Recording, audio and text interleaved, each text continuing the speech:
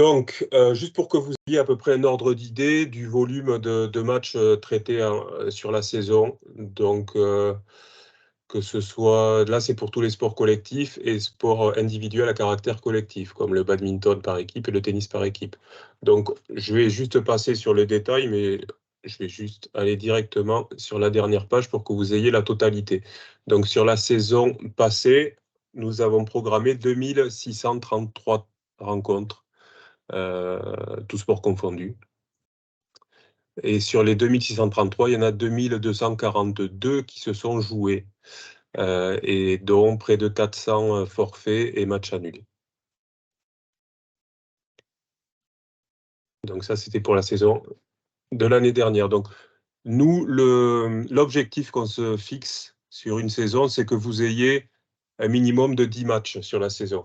Donc là, c'est la colonne de droite où on a marqué à chaque fois le nombre moyen de matchs par équipe. Alors, ce nombre varie en fonction, bien sûr, des sports et des poules, puisqu'il y a des fois des poules de 4 ou des poules de 6 ou 7. Donc, bien sûr, il n'y a pas autant de matchs. Et surtout en fonction de votre progression dans les phases finales. Si vous n'êtes pas qualifié dans les phases finales et si vous allez en finale, bien sûr, ça fait 2 ou 3 matchs de plus. C'est pour ça qu'il y a des variations sur le total des matchs moyens par équipe. Encore dans le bilan de la saison dernière, donc en événements qui sont parfois ou pas, qui peuvent être parfois ouverts aux non-licenciés FFSU. Donc nous avons fait plusieurs organisations telles que la Coupe Relais Badminton, une initiation au padel tennis qui a été un grand succès, la nuit du Foot 5, le Cross U Rose, donc qui va être Maria, si tu veux peut-être en parler du Cross U Rose. Oui, donc cette année, l'an dernier, c'était un cross qui a été ouvert aux étudiants, licenciés, non licenciés, au personnel. Et en fait, c'était sur le campus de l'INP. Malheureusement, cette année, le campus de l'INP est en travaux pour le métro. Donc, on est obligé de délocaliser cette activité. Et on a décidé de s'implanter autour du lac de la Ganguise. Donc, c'est à 3/4 d'heure de Toulouse. Mais c'est un très chouette lieu qui est très propice aux activités, entre autres, de course à pied. Donc, on vous invite tous à venir le jeudi 26 octobre, donc c'est très bientôt sur ce cross. Vous avez toutes les informations sur le site et les liens pour s'inscrire. C'est ouvert aux licenciés, aux non licenciés. Donc, si vous voulez inviter des gens, c'est vraiment accessible à tous. 6 km pour les filles, 9 km pour les garçons. Donc, voilà, c'est une belle, un bel événement et on espère qu'il y aura un maximum de monde. Et on propose aussi, on a réservé un bus pour les 50 premiers inscrits parce que le bus n'est pas extensible, évidemment. Voilà, vous avez toutes les informations sur le site et puis n'hésitez pas à m'envoyer aussi des messages si ça vous intéresse. Ça nous permet de rappeler que la licence, elle est multisport, qu'il y a des sports à contrainte et vous avez, en vous baladant sur le site, vous le verrez, mais qu'elle est multisport et souvent, c'est vrai que vous êtes cloisonné sur une activité parce que vous avez envie de faire du basket, du volley et du rugby. Profitez avec cette licence de regarder le site et de profiter de tout ce qui peut être présenté aussi sur les activités dans les sports individuels. Il y a plein de championnats d'académie, plein de sports individuels aussi. Donc, profitez-en pour vous balader sur le site et participer avec la même licence, puisque c'est une licence multi-activité. Très bien. Donc, après, voilà, je vous laisse regarder vite fait. Donc, il y a eu la nuit de la natation, il y a eu du basket 3-3, une journée handisport, nuit des échecs, etc. Donc, ça, c'est pour la saison dernière. Donc, quelques nouveautés maintenant pour la saison de cette année. Alors, est-ce que Marianne, tu veux intervenir d'abord? Comme ça, après, si tu as besoin, on te libère. Oui. Oui, donc du coup, justement, je rebondis un petit peu sur ce que vient de dire Olivier. Effectivement, la licence, à la base, elle est multisport. Chacune de vos associations sportives ont souscrit à une assurance qui est obligatoire. Donc, c'est soit l'assurance FFSU, soit une assurance par le biais de leur AS avec la société d'assurance qu'ils souhaitent. Mais sachez que vous êtes tous couverts par une responsabilité civile Comme pour le principe d'une assurance pour une voiture, la responsabilité civile, elle sert quand il y a un tiers identifié.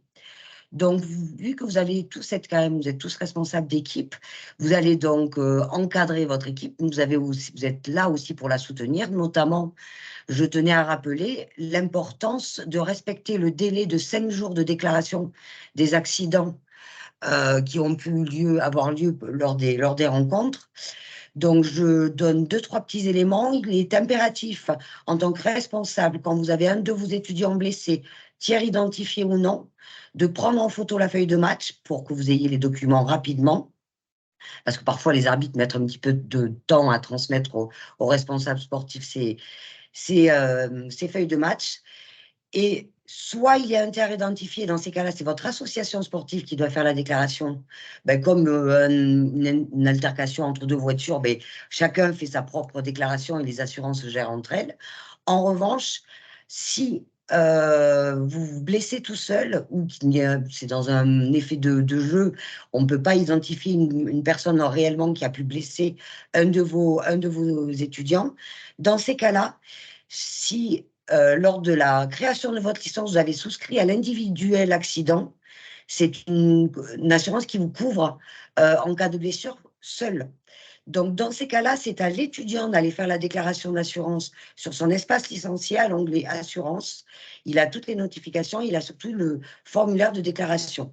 Et dans ces cas-là, il aura besoin de cette feuille de match. Alors, on est bien d'accord. Pas de déclaration de match d'accident systématique, c'est pas pour la bobologie, on est bien d'accord, c'est vraiment quand il y a des urgences, quand il y a des lésions quand même plus ou moins importantes, il faut respecter ce délai de 5 jours. Un doigt foulé, à moins que vous ayez faire de la procédure, au-delà de ça, prenez-vous 2-3 jours, vous avez 5 jours pour faire la déclaration, pour voir l'évolution. Mais c'est vrai que vous, en tant que responsable d'équipe, c'est de votre devoir que de récupérer cette feuille de match et surtout vérifier que les blessures sont bien mentionnées par l'arbitre sur la feuille de match et de faire la liaison entre votre AS et votre étudiant. Voilà. Très bien, donc on va continuer avec les nouveautés et quelques informations sur la saison. Donc pour ceux qui sont responsables de foot masculin et hand, vous avez certainement dû vous en apercevoir, vous avez été ajouté à un groupe WhatsApp. Donc on va fonctionner comme ça cette année. L'année dernière, on fonctionnait avec des textos. Donc tous les matins, on envoyait un SMS à tous les capitaines d'équipe pour leur rappeler les matchs du jour. Donc là, cette année, on fait la création de groupe WhatsApp, donc on envoie directement un message, c'est beaucoup plus simple pour nous, et puis pour vous, je pense que c'est pas plus mal non plus. Autre nouveauté de la saison, donc il n'y a plus de report en sport collectif, puisque comme vous avez pu le voir tout à l'heure sur les statistiques, on a plus de 2600 matchs dans la saison, et les reports, ça devenait impossible à gérer pour nous. Il y avait des semaines où on faisait que ça toute la journée. Donc, on a décidé, pour le plus grand confort de tous, pas seulement de nous, même pour vous, parce que pour vous, c'est jamais rigolo quand vous avez une équipe qui fait un report la veille du match ou quoi. Donc, il n'y a plus de report, comme ça se fait dans le civil, sauf pour cas particuliers, c'est-à-dire des intempéries, un problème d'installation sportive ou si une équipe est en doublon sur un match de championnat de France universitaire. Donc, nouvelle répartition des sports. Donc, ça, on le verra après rapidement, mais vous avez eu un aperçu rapide. Donc, puisque jusqu'à l'année dernière, Albert Sigagna gérait le volley et le basket. Et donc, puisqu'il est parti cette année à la retraite, donc il a été remplacé par Maria. Et ensuite, Lucas est là également pour gérer le basket. Nouveau code AS. Donc, les codes AS, ce qu'on appelle les codes AS, c'est les racines. C'est ce par quoi commence votre numéro de licence. Donc, il y a certains établissements qui font partie de l'ASU Toulouse. Pour harmoniser et simplifier, je passe rapidement, simplifier les démarches lors des championnats de France universitaires, en fait, on a dû changer les codes AS de ces associations sportives-là. Donc, on le verra après dans une diapo. Dispositif Passe Sport de 50 €. Donc ça, c'est un dispositif qui a été mis en place l'année dernière, je crois, par le gouvernement à destination de tous les étudiants boursiers qui peuvent être bénéficiaires d'une prime de 50 € pour adhérer à une association sportive. Donc, ceux qui sont déjà éligibles ont normalement reçu un mail à la fin de l'été. Et pareil, je vous invite à aller, si vous êtes intéressé et éligible, sachez que la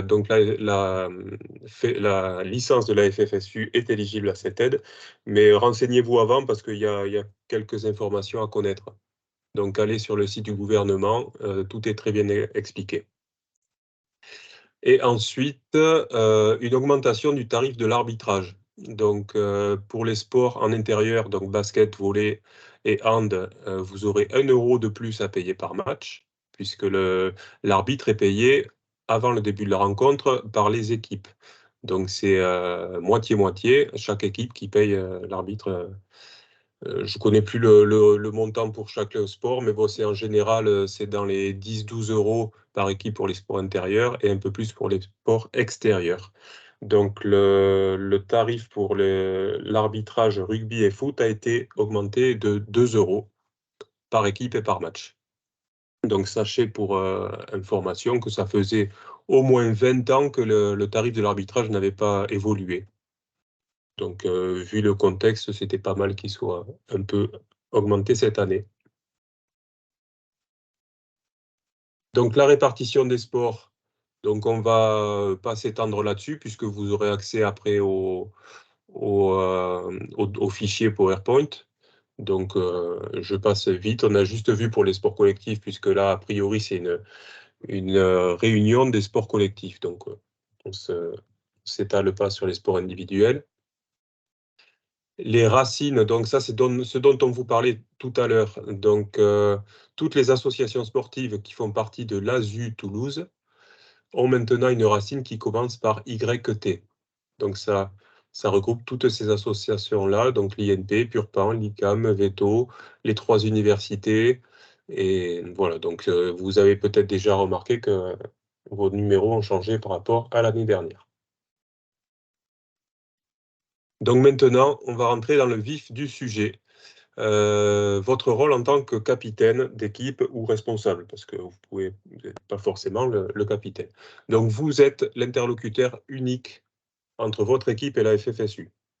C'est-à-dire que si jamais il y a un souci un jour sur un match ou quoi, pas la peine de demander à tous vos équipiers de nous appeler pour nous mettre la pression ou quoi, ça ne marchera pas. Il y a juste vous qui devez nous contacter si besoin, et de préférence par mail. C'est plus facile pour nous de répondre aux mails plutôt que de répondre au téléphone parce qu'on a pas mal de coups de fil dans la journée.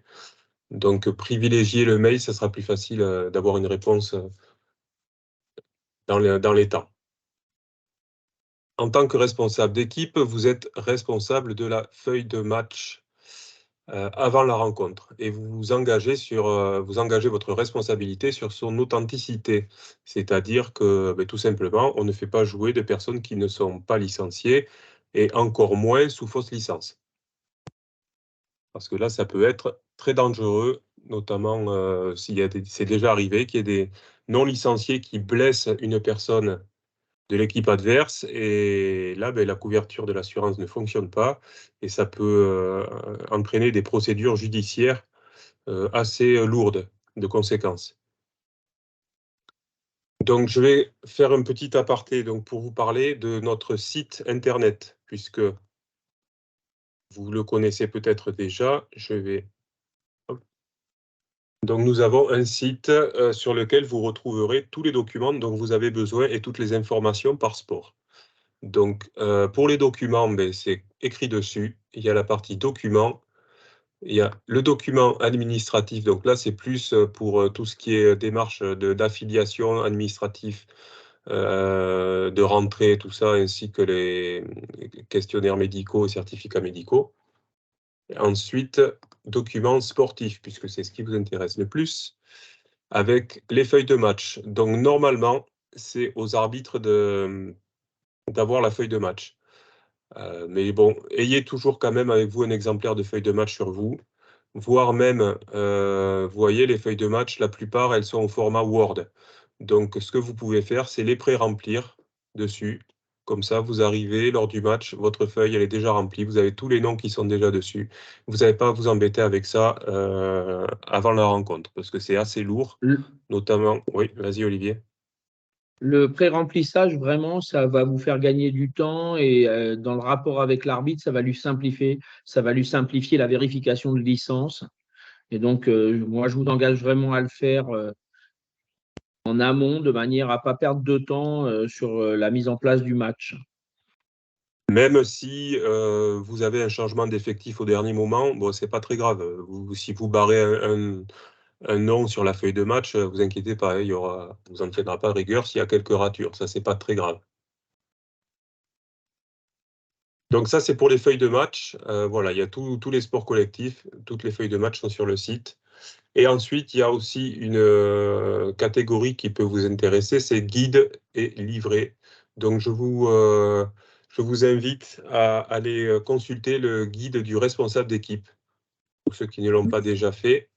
Donc, voilà, ça reprend un peu les thèmes de la réunion de ce soir. Vous avez des rappels de règlement, vous avez un peu tout ce qu'il faut, les tarifs d'arbitrage. Voilà, donc je vous invite vraiment à aller voir ce guide et pourquoi pas vous en imprimer un document que vous gardez dans votre sac de sport. Ça peut toujours servir. Olivier, il y a des petites questions, je te coupe, il y a des petites questions sur le côté. Même si les deux équipes remplissent chacun une feuille, il faut que l'arbitre reporte tout sur une même. Non, l'arbitre, nous on les brief, on leur dit qu'ils peuvent nous envoyer les 2 feuilles de match, il n'y a pas de souci. Nous, après, on fait le tri, voilà, vous en complétez une sur les 2. Ce qui est important, c'est qu'on ait vraiment l'effectif sur la rencontre complet. Donc après, voilà, ça c'est nous, on fait du copiage, du découpage, du collage, c'est pas un souci. Et la question de l'impression, est-ce qu'il faut que les étudiants impriment eux-mêmes la feuille de match? Bah oui. Mais nous, on demande aux étudiants d'avoir une feuille de match au cas où. Mais normalement, c'est à l'arbitre de la fournir. Après, effectivement, si vous voulez la pré-remplir, ben, il vaut mieux que vous l'imprimiez, parce que si vous la pré-remplissez mais que vous ne l'imprimez pas, bon, mais ça ne sert pas à grand-chose. Après, vous pouvez les voir. Généralement, si vous avez des problèmes d'imprimante, vous pouvez aller à votre service des sports, à votre bureau des sports, et ils peuvent vous en imprimer une ou deux. Il n'y a pas de souci.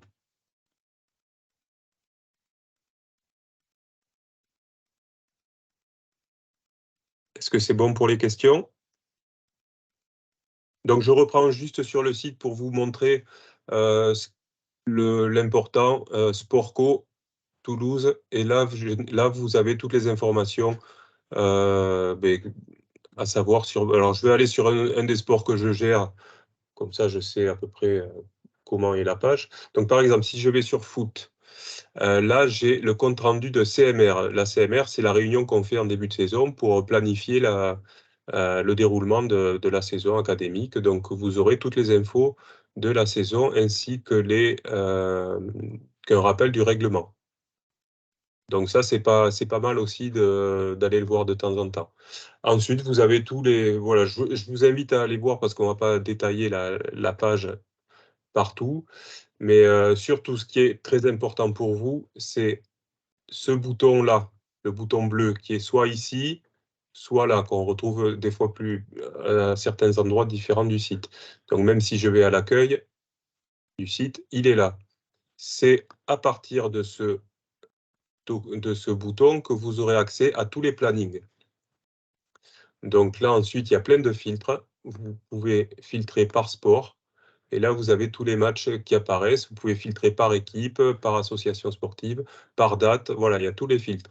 Donc, il y a plusieurs onglets. Le planning, les résultats, les classements. Donc, toujours, il faut filtrer par sport et par poulet, parce que sinon, ça fait un peu n'importe quoi. Là. Si je filtre pas par sport, pas par poule, pardon. Vous voyez, il y a les classements, ça fait n'importe quoi. Donc là, je vais juste mettre une poule.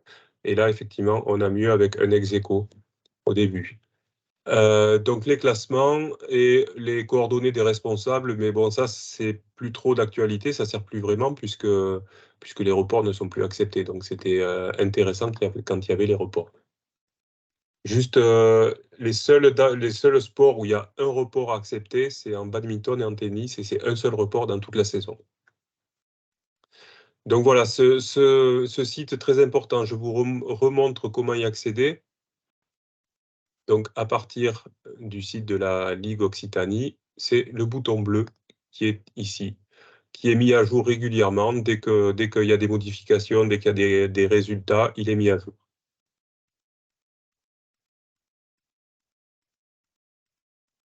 Donc je m'étais arrêté à la feuille de match. Donc ça c'est vu. Payer l'arbitre avant le match. Donc ça on l'a vu, on l'a évoqué tout à l'heure aussi. Donc l'arbitre, une fois que vous l'avez payé, il doit vous donner un reçu. C'est avec ce reçu que vous pourrez vous faire rembourser auprès de votre association sportive. Donc c'est important que l'arbitre vous donne le reçu et c'est aussi important que vous ayez un reçu sur vous parce que il y a souvent des arbitres qui peuvent oublier leur reçu. Donc n'hésitez pas à avoir une petite chemise avec vous avec les documents qui peuvent toujours servir. Et enfin, pour revenir sur ce que disait Marianne tout à l'heure, donc en cas de blessé, surtout vous signalez à l'arbitre pour qu'il inscrive sur la feuille de match. Donc on a marqué sous 48 heures maxi, mais donc Marianne nous a dit c'est sous 5 jours, mais on laissera sous 48 heures parce que vaut mieux le faire trop tôt que trop tard.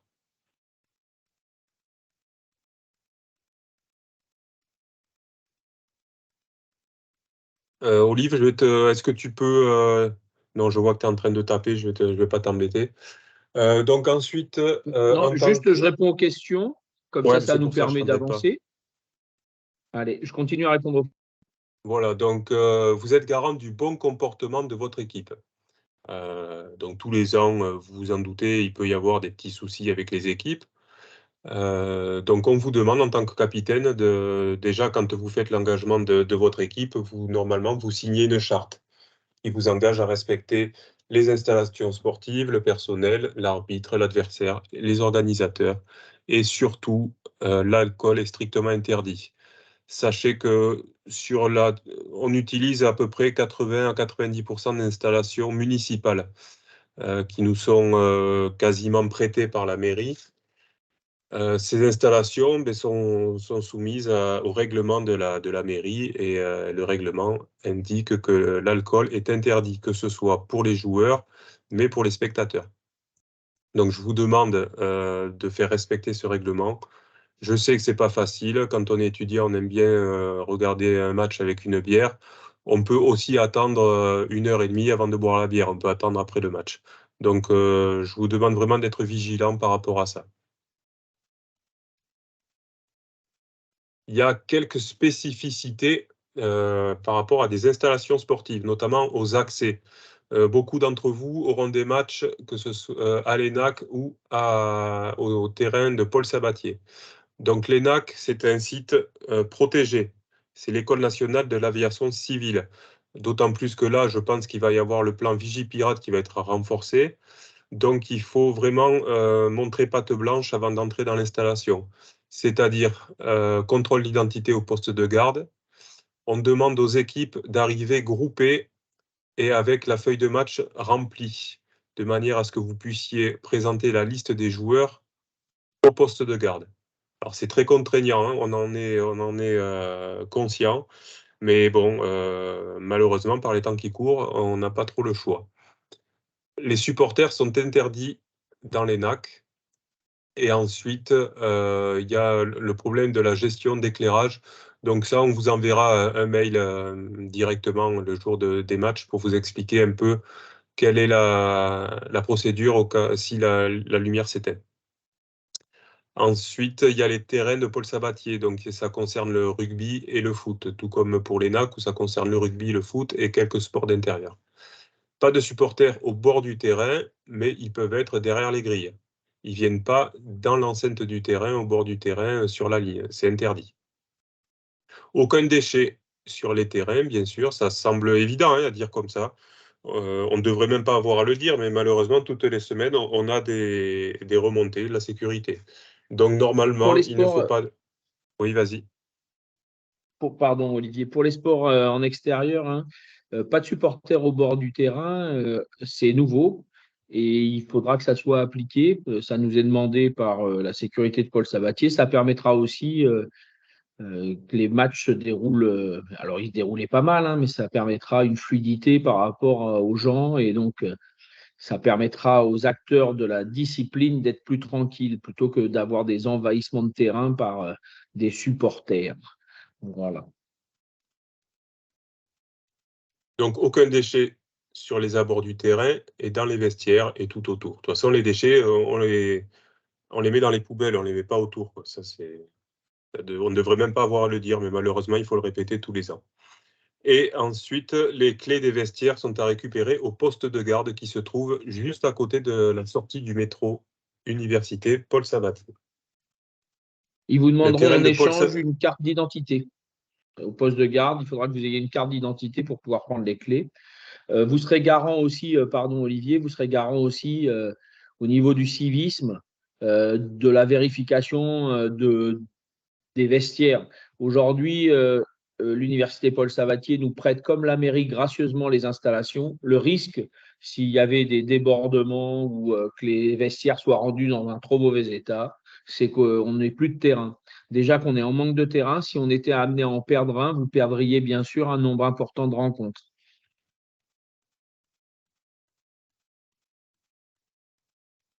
OK. Quelques points de règlement sportif.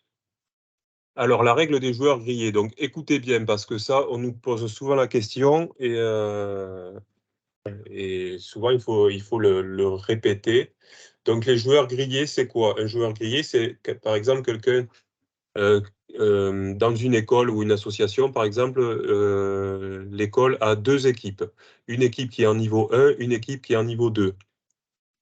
Un joueur qui va jouer un certain nombre de matchs dans le niveau 1 n'aura plus le droit de descendre dans le niveau 2.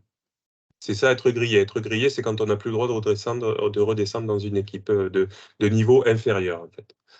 Donc, cette règle ne s'applique pas durant les brassages. Donc là, les brassages, c'est ce qui va arriver ou ce qui est déjà arrivé pour certains. C'est ce qui va se jouer en novembre et décembre.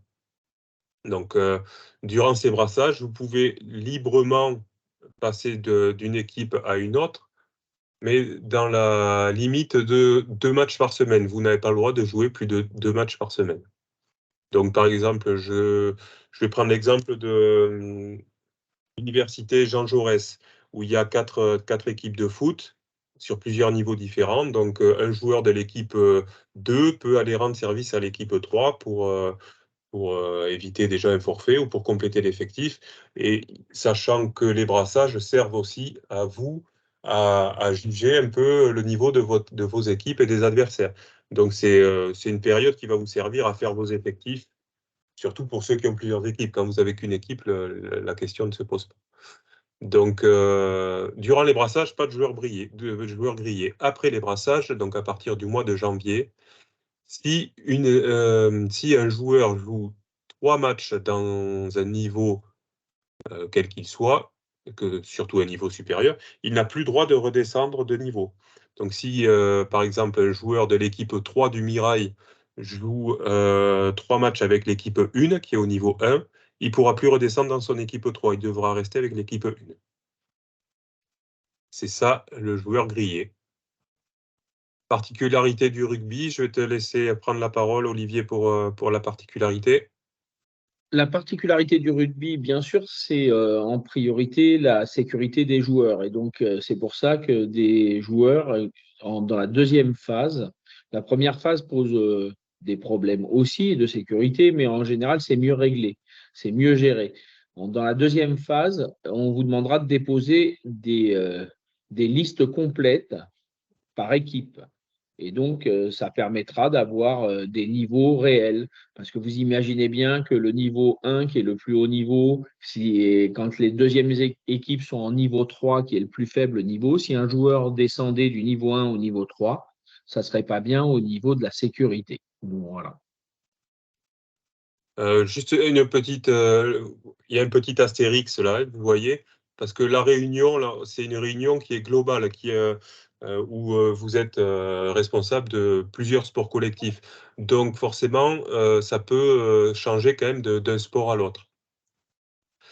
Voilà. Ensuite, en cas de forfait durant la phase de poule, votre équipe ne sera pas qualifiable dans les phases finales. Donc là, vous voyez, là, il y a la petite astérix. Ce n'est pas le cas pour tous les sports. Par exemple, en foot, c'est s'il y a 2 forfaits, vous n'êtes plus qualifiable. On tolère un forfait. Autre chose pour le football, que ce soit un carton blanc ou un carton jaune, vous prenez 10 minutes d'exclusion. Donc carton blanc, c'est sur contestation d'arbitrage, et carton jaune, c'est généralement plus sur des faits de jeu. La différence, mise à part, enfin, là, on peut penser que c'est à peu près pareil. La différence, c'est que 2 cartons jaunes, ça inclut forcément un match d'exclusion minimum dans toute la saison. Là, c'est un mélange brassage et pas brassage. Donc, par exemple, hier, il y a eu un match UT Capitole 2 contre Jean Jaurès 2. Mais il y a déjà eu 2 cartons jaunes. Donc, les 2 cartons jaunes ont été comptabilisés. Et si la personne qui a pris un carton jaune reprend un carton jaune dans les semaines à venir ou dans les mois à venir, il aura minimum un match d'exclusion. Ça, c'est pour le foot. Petite information, bon à savoir. Donc, chaque vendredi, sauf erreur de notre part, vous recevrez un mail qui récapitule un peu le planning de la semaine par sport. Donc, pour vous rappeler les matchs à venir. Ensuite, tous les jours, vous recevrez le message WhatsApp vous récapitulant la journée et les matchs de la journée. Donc, vous avez le résumé de la semaine le vendredi, le résumé du jour le matin sur WhatsApp. Ensuite, l'heure inscrite sur les calendriers que vous recevez ou sur le site internet, c'est l'heure du coup d'envoi. Donc, prévoyez d'arriver suffisamment en avance pour commencer le match à l'heure.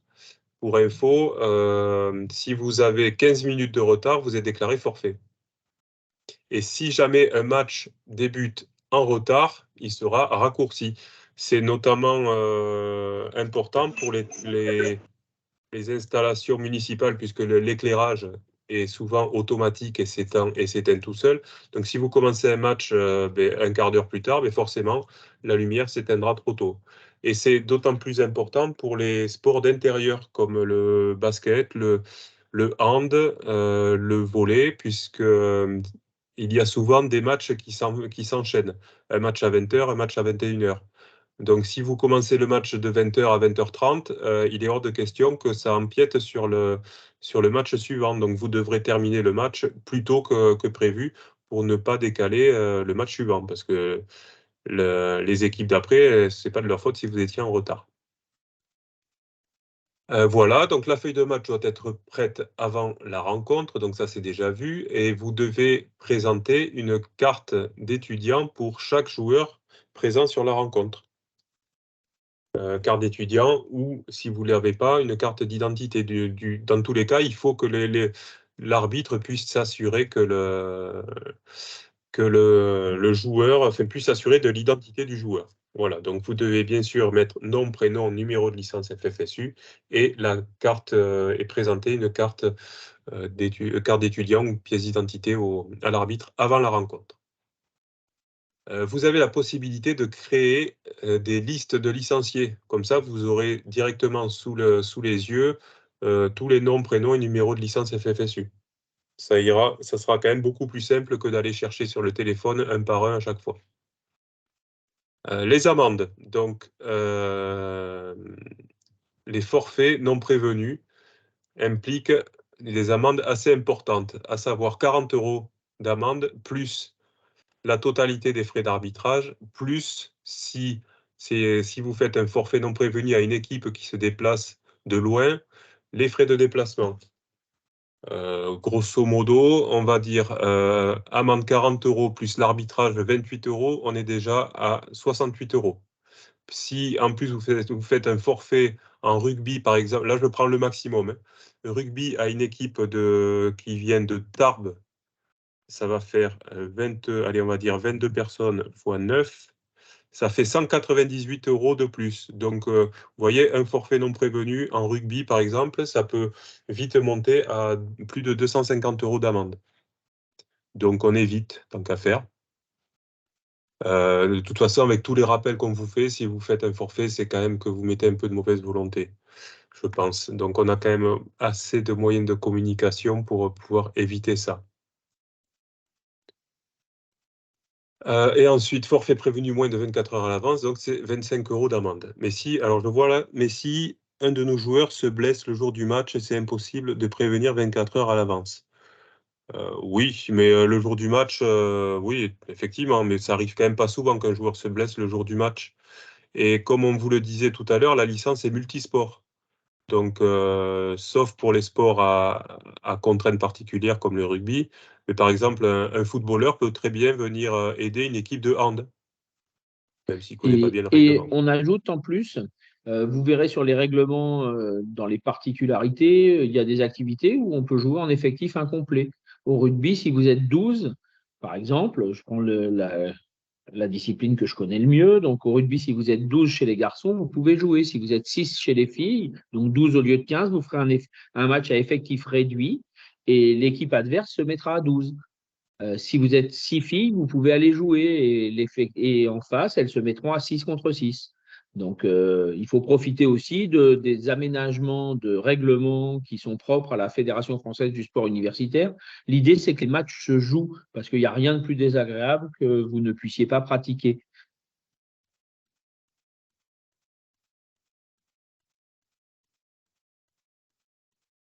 Très bien. Et ensuite, on revient au point qui fâche et qui est un problème récurrent et prenant de plus en plus d'ampleur. Alcool strictement interdit. Alcool, et puis je vais aussi rajouter les fumigènes sont interdits, surtout sur les terrains synthétiques. Parce que c'est déjà arrivé que des équipes de rugby, par exemple, ou de foot, arrivent avec les fumigènes sur les terrains synthétiques tout neufs. Hein, TBS, c'est arrivé en fait, je rigole, mais c'est pas très rigolo, mais sur la première fois, le premier match sur le terrain synthétique tout neuf de Fauché où une équipe est arrivée avec les fumigènes.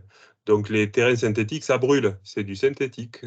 Donc ça peut fondre et ça coûte très très cher un terrain synthétique. Donc on vous conseille d'éviter. Et voilà, on arrive déjà à la fin de la réunion. Donc n'hésitez pas à nous suivre sur les réseaux sociaux. Je vous laisse noter les contacts sur l'écran. Donc, j'enverrai un mail. Normalement, je dois avoir à peu près toutes les coordonnées. Mais dans tous les cas, je mettrai une news sur notre site dans laquelle vous pourrez accéder au PowerPoint de présentation de ce soir. Ensuite, je mettrai également dans la news des liens vers le livret du responsable d'équipe, dans lequel vous pouvez retrouver tous les contacts des responsables sportifs, donc c'est-à-dire Olivier Baragnon, Maria, Lucas et moi. Et puis voilà, et puis je mettrai également la vidéo de la présentation. Comme ça, si vous avez des points que vous voulez voir, n'hésitez pas, vous pourrez revoir la vidéo. Ensuite, s'il y a quelques questions, si vous voulez prendre la parole, on peut. Ouais, Lionel? Oui, ça concerne combien d'étudiants qui ne font pas partie de l'AS on a droit dans les sports co notamment. Tu veux dire les licences extérieures? Ouais, les licences ça, extérieures. c'est assez spécifique en général, c'est un peu au cas par cas. Enfin, c'est pas au cas par cas, mais ça dépend des sports. Et ça dépend également, en fait, pour faire simple, je vais le dire pour tout le monde, si un étudiant, par exemple, dans son établissement, a déjà le rugby, il ne peut pas jouer avec une autre équipe. Il doit jouer dans son établissement.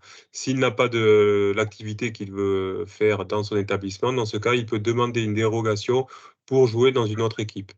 En académique, il n'y a pas forcément de limite pour intégrer d'autres joueurs, mais après, la limite, c'est surtout pour les sélections, championnats de France et tout ça, où là, c'est plus, des fois, c'est 0 ou 1 selon les sports. Alors, Nous, il y a le cas particulier de Sciences Po, puisque Sciences Po fait partie du T1 Capitole, Oui. mais ils ont leur propre AS. Est-ce que si un joueur prend l'AS, prend la licence, est-ce qu'il peut prendre la licence à UT1? Non, il ne peut pas prendre la licence à UT1, puisqu'il dépend de Sciences Po. Et au rugby, Sciences Po a demandé une dérogation, comme les années précédentes, pour jouer avec l'ENSA, l'école d'architecture. Parce que ni les uns ni les autres n'étaient assez nombreux. Ah bon, ça je ne savais pas, tu vois, d'accord, tu me l'apprends. Et donc, depuis, historiquement, hein, c'était bien avant que je rentre à la FFSU, l'ENSA au rugby, l'ENSA et Sciences Po, garçons et filles, fonctionnent ensemble de manière à pouvoir présenter une équipe. Autrement, de l'un côté ou de l'autre, ils ne pourraient pas présenter une équipe. Mais effectivement, je sais que Sciences Po est rattaché administrativement chez vous, mais à une association sportive. D'accord. Donc, un étudiant de Sciences Po ne peut pas prendre une licence à UT1. Il est obligé de la prendre à Sciences Po. Là, au niveau administratif, au niveau administratif, il faut qu'on le regarde parce que s'il a une carte étudiant où il y a marqué qu'il est à UT1 Capitole, il n'y a pas de raison qu'il ne puisse pas choisir son AS. Voilà, d'accord. Ok, non, parce qu'on a le problème d'étudiants, là, justement, qui sont à Sciences Po, mais qui voudraient jouer avec nous au rugby. Et oui, mais alors, c'est pour ça que c'est là où je te dis, et le plus simple, ça serait qu'ils prennent leur licence à UT1 Capitole si c'est possible, et pas à Sciences Po, puisque Sciences Po a une équipe. Mais là, c'est vraiment une particularité d'une école qui appartient à une université, enfin une filière qui appartient à une université qui a demandé une dérogation pour pouvoir fonctionner avec.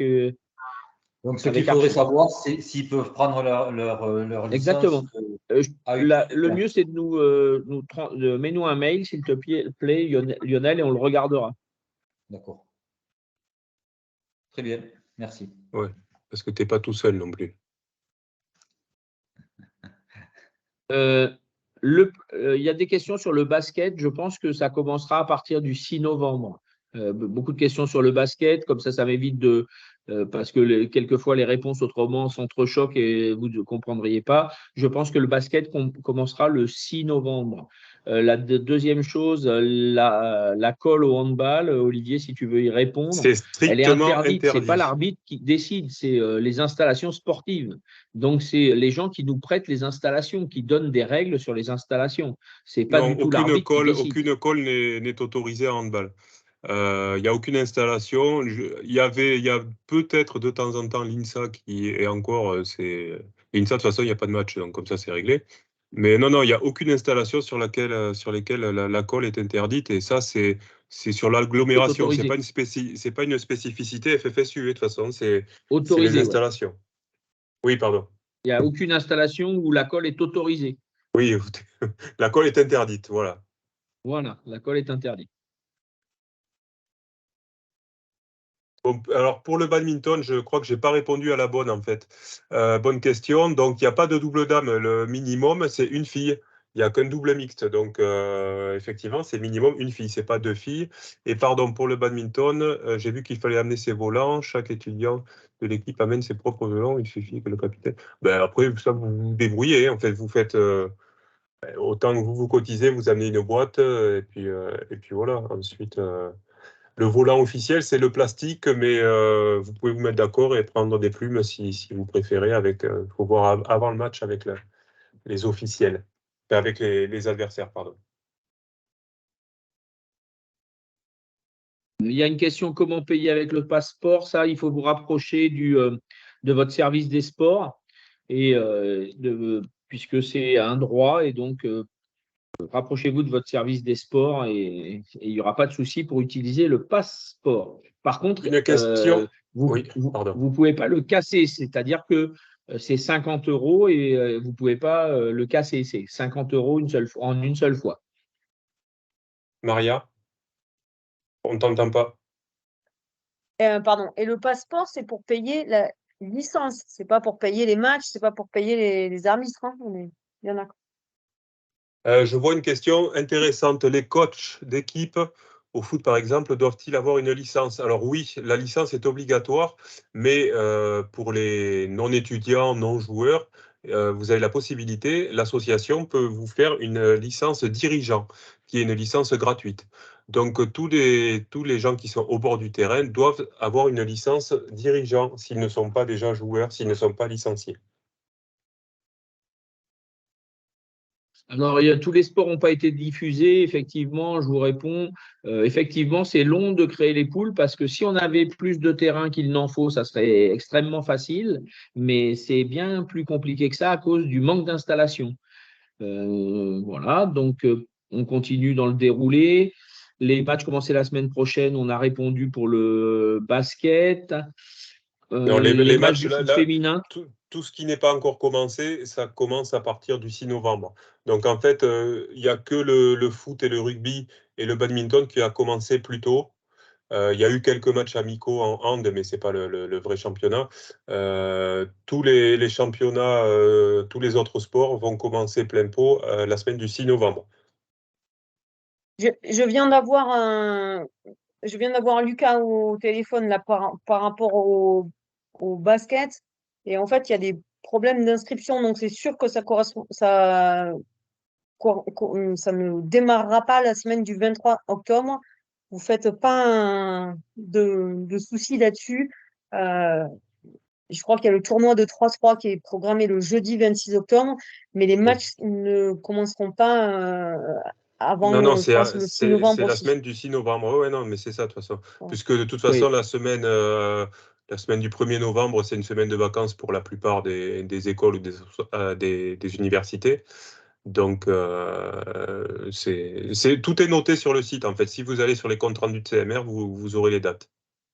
On répond au fil de l'eau. Au rugby, un membre peut-il jouer un match de l'équipe 1, imaginons le mercredi soir, et le match de l'équipe 2 le jeudi soir? Bien sûr que non, puisqu'il peut jouer que dans une des deux équipes. Ça, c'est la première chose. Et deuxième chose, au rugby, il doit y avoir un repos minimum de 48 heures entre deux matchs, voire 72 heures. Donc, c'est pas possible de jouer deux matchs. Il n'y aura jamais deux matchs programmés dans la même semaine.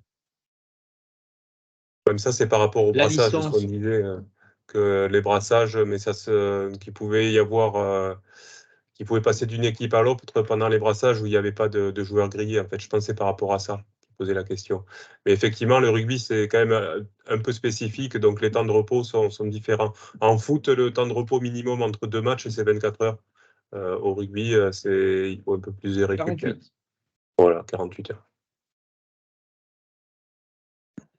Pas mal de questions sur le passeport, ça, il faut que vous alliez directement vous voir dans vos bureaux des sports. Parce qu'il faut nous faire rembourser a posteriori. Là, c'est pas de notre ressort, il me semble. Tous les établissements sont éligibles au passeport, oui, puisque c'est des établissements, ils sont tous éligibles, ils ont des associations sportives, ils sont tous éligibles au passeport.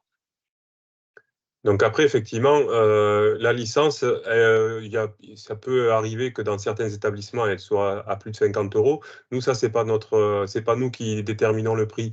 Mais effectivement, même si elle fait que 25 €, si vous voulez utiliser le pass sport, en fait, vous donnez 50 € à l'association. Alors après, ça peut être l'association peut peut-être des fois compenser la différence en vous offrant peut-être un t-shirt ou un truc comme ça. Mais nous, c'est pas de notre ressort, c'est pas nous qui prenons les décisions politiques, on va dire, ou financières des associations.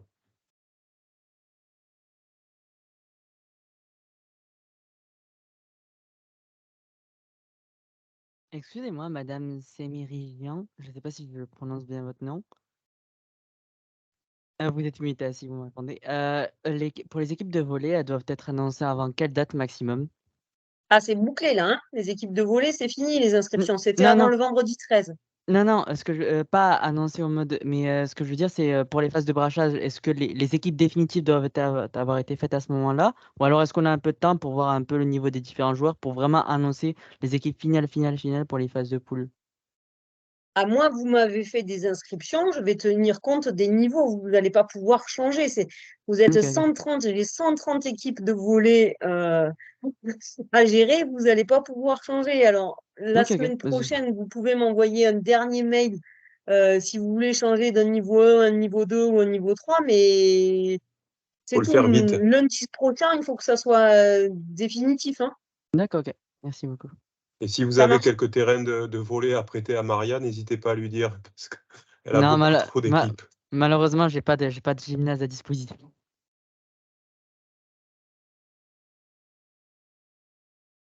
Est-ce qu'il y a d'autres Alors, questions?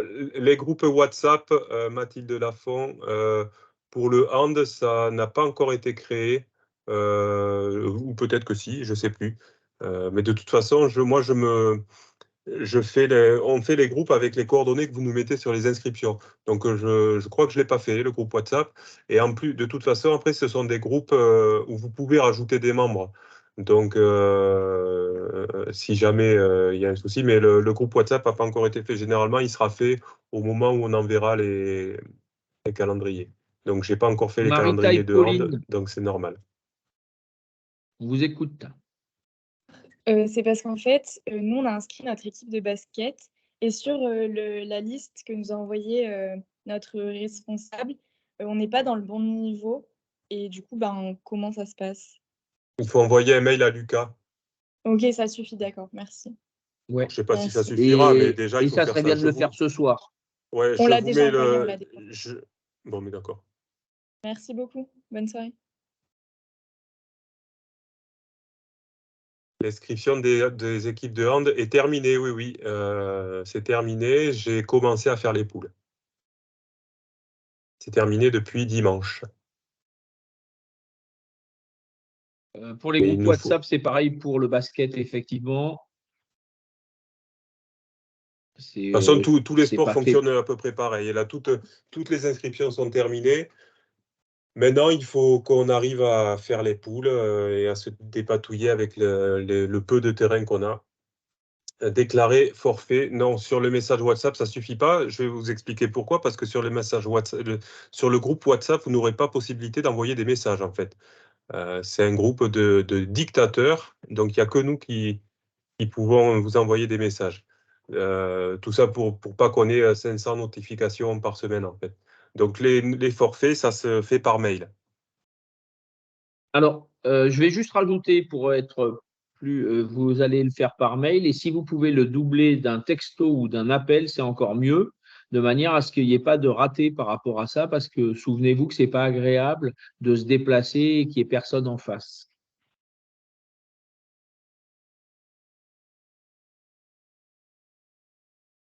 Une photo de la carte étudiante fonctionne pourquoi? Je ne comprends pas trop la question, en fait. Par rapport au contrôle d'identité, je sais pas, il faudrait être un peu plus précis. Une carte étudiante avec photo, ça fonctionne, oui, il n'y a pas de souci. Si vous n'avez pas de carte d'étudiant, parce que ça peut arriver, c'est un certificat de scolarité, une pièce d'identité. Pour les déplacements, l'équipe est livrée à elle-même, c'est ça, ou pas, hein, ça dépend de votre association sportive qui peut vous encadrer ou pas. À savoir que la Ligue dispose d'un minibus qui est prêté gratuitement aux associations sportives pour les déplacements sportifs, uniquement pour les compétitions FFSU, bien sûr. Donc, à faire sur réservation en envoyant un mail. Et uniquement pour, pardon Olivier, et Vas-y. uniquement hors de Toulouse. Donc, il y a des sites délocalisés. Vous pouvez aller à Tarbes sur certaines activités, à Albi, à Rodez. Et le minibus, il est uniquement réservé à ces longs déplacements. Il n'est pas réservé pour faire Jean Jaurès, Paul Sabatier. Et donc, par contre, il peut être conduit par les étudiants, mais il ne faut pas avoir un permis. Il faut avoir 2 ans de permis.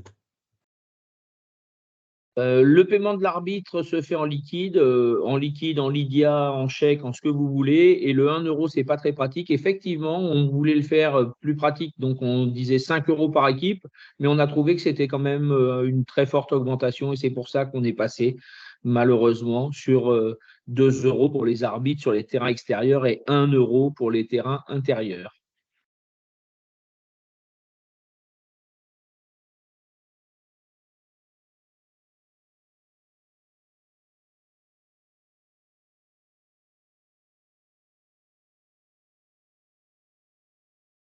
Si on a juste une photo de notre carte d'étudiant pour vérifier notre identité. Alors, une photo toute seule plus la carte étudiant, ça ne sert à rien en fait, puisque rien ne nous prouve que c'est bien la même personne qui est sur la carte d'étudiant. Il faut une carte d'étudiant avec la photo intégrée, bien sûr, ou à la rigueur un permis, une pièce Certificat de d'identité. scolarité, permis ou carte d'étudiant. C'est au choix. Vous pouvez avoir certificat de scolarité, un papier d'identité ou carte d'étudiant. Par contre, si vous les avez sur un smartphone, il n'y a pas de souci, puisqu'on peut le vérifier.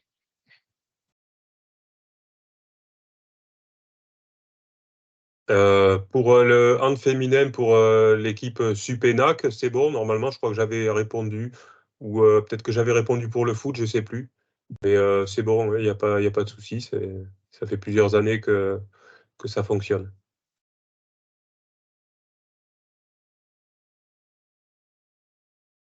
Maria, pour le volley, les équipes de volley, est-ce qu'il y a un nombre maximum de joueurs ou pas? Alors ça, on l'a vous l'avez sur le livret des responsables d'équipe. Alors, je vais vous le dire.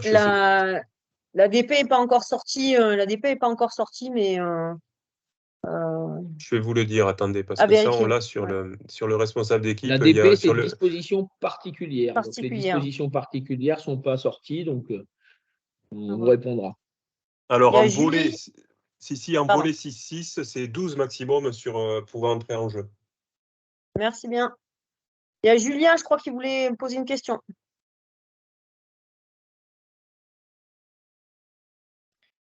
Julie. Oui. Avec le son, oui. Pardon. Oui, c'est mieux.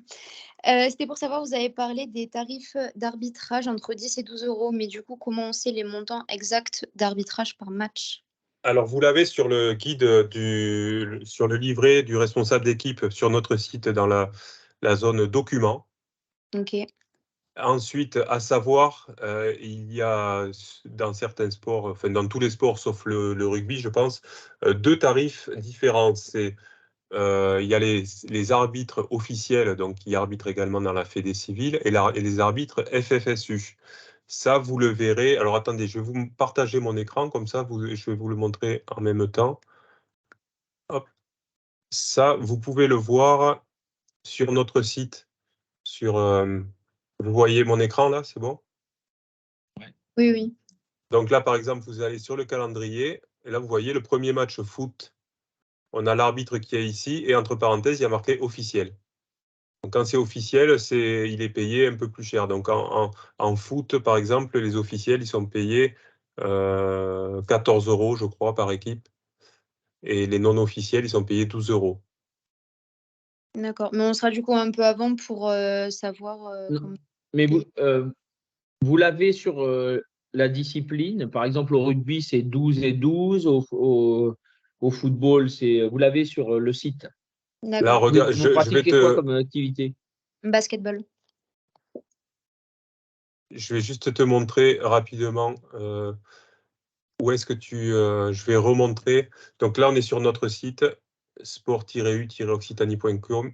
Il y a documents et guides et livrets. Et là, il y a le guide du responsable d'équipe. Et là-dedans, il y a un résumé des règlements pour chaque sport, notamment le nombre maximum de joueurs pouvant entrer, le nombre minimum et tout ça. Et vous avez aussi un peu plus bas, voilà, le tarif des arbitrages pour officiels ou pour les stagiaires. Donc là, D'accord. tout est sur ce document. Merci, bonne fin de soirée. Merci. Merci.